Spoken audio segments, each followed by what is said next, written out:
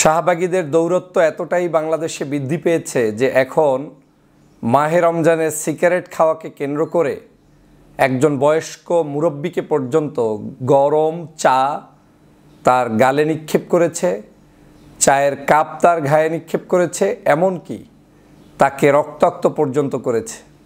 কি অপরাধ ছিল সেই মুরব্বির?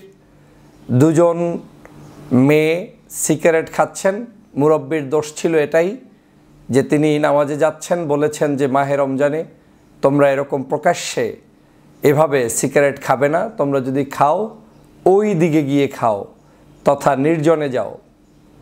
কিন্তু সেই কথাটি তাদের ভালো লাগেনি। তারা সেই কথার প্রতিবাদ করতে গিয়ে মুরব্বির গায়ে চা ঢেলে দিলেন, কাপ নিক্ষেপ করলেন এবং তাকে রক্তাক্ত পর্যন্ত করলেন। যখন সেই মুরব্বিকে রক্তাক্ত করেছে, স্বভাবতই বাংলাদেশের সাধারণ নাগরিকরা বয়োজ্যেষ্ঠ এই মুরব্বির পক্ষে এসে দাঁড়িয়েছেন এবং তার প্রতি উত্তরে সেই মেয়েদেরকেও তারা সেখানে কিছুটা লাঞ্ছিত করার চেষ্টা করেছে। মূল ঘটনাটা হচ্ছে এই বয়োজ্যেষ্ঠ মুরব্বির উপরে যে আক্রমণ করেছে, তাকে যেভাবে রক্তাক্ত করেছে, সেই রক্তাক্তের কারণে মূলত সাধারণ নাগরিকরা প্রতিবাদ করেছে। সিগারেট খাওয়াকে কেন্দ্র করে প্রতিবাদ করেন নাই যে তুমি কেন বয়োজ্যেষ্ঠ মানুষের উপরে আক্রমণ চালালে। কিন্তু শাহবাগীরা সেটাকে প্রচার চালাচ্ছে, উন্মুক্ত সিগারেট কেন খাওয়া যাবে না, স্বরাষ্ট্রমন্ত্রীর স্বরাষ্ট্র উপদেষ্টার পদত্যাগ দাবি করে তার ছবি পর্যন্ত পুড়িয়েছে। বিভিন্ন ধরনের আন্দোলন সংগ্রাম তারা চালিয়ে যাচ্ছে। দেখেন তিলকে তাল কিভাবে বানায়। একদিকে বয়োজ্যেষ্ঠ একজন মুরব্বির শরীরের ভিতরে আপনি গরম চা ঢেলে দিচ্ছেন, চায়ের কাপ নিক্ষেপ করছেন এবং সেই চায়ের কাপ নিক্ষেপ করে আপনি তাকে আহত করছেন, রক্তাক্ত করছেন, তার উপরে আক্রমণ করছেন। সেটা আপনি না বলে আপনি এটাকে চালিয়ে দিচ্ছেন মুক্ত স্বাধীনতার নামে সিগারেট খাওয়া। স্বরাষ্ট্রমন্ত্রী সঠিক উত্তরটাই দিয়েছেন। তিনি বলেছেন যে বাংলাদেশে সিগারেট খাওয়া প্রকাশ্যে আইনত দণ্ডনীয় অপরাধ। এই অপরাধটা যাতে কেউ সামনাসামনি আর না করেন সে ব্যাপারে আপনাদেরকে সতর্ক থাকার জন্য তিনি আহ্বান জানিয়েছেন। বিশেষ করে মাহে রমজানের ক্ষেত্রেও তিনি বলেছেন যাতে করে রমজানের পবিত্রতা রক্ষা করে সবাই চলেন। সে বিষয়টা তো খারাপ বলেননি, কিন্তু শাহবাগীরা সেই বিষয়টাকে নাটক সাজিয়ে তারপরে তার পদত্যাগ দাবি করেছেন। আমি বুঝি না মুক্ত স্বাধীনতা মানি অর্থটা কি। মুক্ত বলতে কি এটাই যে আমি আমার ধর্মকর্ম তথা বিশেষ কোনো জায়গায় সেটাকে পালন করতে পারবো না? মাহে রমজানের পবিত্রতা রক্ষার্থে আপনি ভিন্ন আদর্শের ভিন্ন মতের মানুষ হলেও আপনি কি সেটাকে রেসপেক্ট করবেন না? প্রথমত হচ্ছে আপনি কি সেটা করবেন কি না, করছেন না, ভালো কথা। আপনি সেটাকে নিয়ে আপনি মানুষকে রক্তারক্তি পর্যন্ত কেন করলেন? আপনি কেন বয়োজ্যেষ্ঠ মানুষ যে নিষেধ করেছে তার কথার উপরে ভিত্তি করে তাকে আপনি উল্টো চায়ের কাপ নিক্ষেপ করে তার গায়ে আপনি আঘাত করলেন, তার উপরে গরম পানি ঢেলে দিলেন? বাংলাদেশে তো সবার আগে এই গরম পানি ঢেলে দেওয়ার অপরাধে বিচার হওয়া উচিত নয় কি? বাংলাদেশে তো সবার আগে এই একজন বয়োজ্যেষ্ঠ মানুষের গায়ে কারা হাত তুললো তাদেরকে গ্রেপ্তার করানো উচিত। গতকালকে তাদেরকে সেখান থেকে যখন মানুষজন তাদের উপরে চড়াও হচ্ছিল তখন পুলিশ বরং তাদেরকে নিরাপত্তা হেফাজতে নিয়েছে আর তারা বলছে যে তাদেরকে গ্রেপ্তার করা হচ্ছে। এই হচ্ছে বাংলাদেশ। এবং এই যারা এই কার্যক্রমগুলো চালায় প্রত্যেকের ছবি আমি অ্যানালাইজ করে দেখেছি, এ সবগুলো শেখ হাসিনার দোসর। তার বাবা, আত্মীয় স্বজন, আশেপাশের লোকজন, আওয়ামী লীগের লোকজন এবং শাহবাগী লোকজনই এখন বাংলাদেশে এই ধরনের অপকর্ম করে যে কোনো মূল্যে বাংলাদেশে একটি অস্থিতিশীল পরিস্থিতি তৈরি করতে চায়।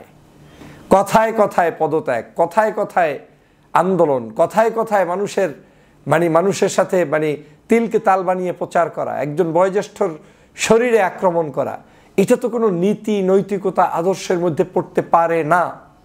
তাহলে কেন হচ্ছে এই ঘটনাগুলো? এই শাহবাগীরাই মূলত বাংলাদেশকে ধ্বংস করেছিল সেই 2013 সাল থেকে। আজও বিভিন্ন জায়গায় ছড়িয়ে ছিটিয়ে আছে শাহবাগের সেই প্রতাত্মারা। আপনি রাষ্ট্রীয় আইন অনুযায়ী আপনার বিরুদ্ধে তো কয়টা মামলা করার সুযোগ আছে। এক, আপনি সিগারেট সবাই রাস্তাঘাটে খায়, সেটা আমি কখনোই বলছি না, কিন্তু আপনাকে ধরতে চাইলে আপনি অপরাধী। আপনি রাস্তাঘাটে খাচ্ছেন, মেয়ে মানুষ রমজানের সময় আপনি রাস্তায় বসে সিগারেট খাবেন, এটা আপনার আইনত দণ্ডনীয় অপরাধ। রমজান ছাড়াও অপরাধ, রমজানের সময় অপরাধ, এটার কোনো টাইম টুইম নেই। যদি সরকার চায় আপনাকে বিচার করতে পারবে। দ্বিতীয় আরেকটি অপরাধ হচ্ছে আপনি মুরব্বির গায়ে হাত তুলেছেন, তাকে রক্তাক্ত করেছেন, তার গায়ে গরম পানি ঢেলেছেন, চায়ের কাপ নিক্ষেপ করেছেন। এটা আরও বড় অপরাধ, যেটা দিয়ে আপনাকে বড় ধরনের বিপদে মামলায় ফালানো যায় এবং আইনগতভাবেই আপনি এটার জন্য বিচারের কাঠগড়ায় দাঁড়াতে হবেই হবে। কারণ এটা তো ছোটোখাটো কোনো অফেন্স নয় যে আপনি একটা কিছু করে পার পেয়ে যাবেন, নো, সেই সুযোগ নেই। তাহলে এত বড় দুটি অপরাধ করার পরে তারা আবার মিছিল করে স্বরাষ্ট্রমন্ত্রী, স্বরাষ্ট্র উপদেষ্টার পদত্যাগ দাবি করে। স্বরাষ্ট্র উপদেষ্টার পদত্যাগ যদি আপনি দাবি করেন সেটা ভিন্ন, তার কোনো ব্যর্থতা থাকলে সেই জায়গায়, কিন্তু এই উসিলায় দাবি করার বিন্দুমাত্র অধিকার এই শাহবাগীর নাই।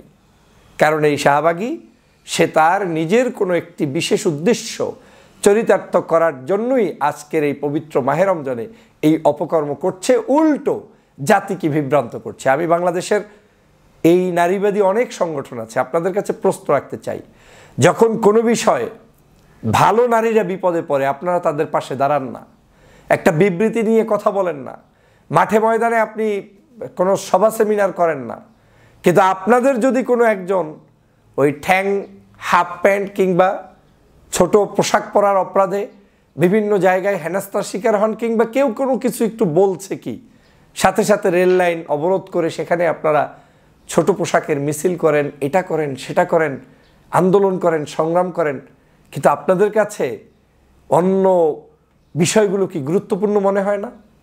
এই যে বৈষম্য আপনারা করেন, আপনারা দেখেছিলাম মরহুম সেই যে ডক্টর মইনুল ইসলাম, আমার ইত্তেফাক পত্রিকার সেই মালিক, আজকের সাবেক উপদেষ্টা আনোয়ার হোসেন মঞ্জু সাহেবের ভাই, একজন সজ্জন ব্যক্তিত্ব ছিলেন, মানুষের কাছে গ্রহণযোগ্য একজন ব্যক্তিত্ব ছিলেন।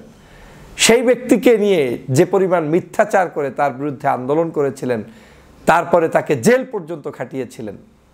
কিন্তু আপনারা কিন্তু বাংলাদেশে আপনাদের যারা বিভিন্ন জায়গায় আপনাদের মাধ্যমে আক্রান্ত হচ্ছে তাদের ব্যাপারে আপনারা মাঠে নামেন না, প্রতিবাদ করেন না, তাদের পক্ষে দাঁড়ান না। আর যদি একটু ধার্মিক, ধর্মভিত্তিক কোনো চিন্তার মানুষ হয় তাহলে তো মোটেও দাঁড়ান না।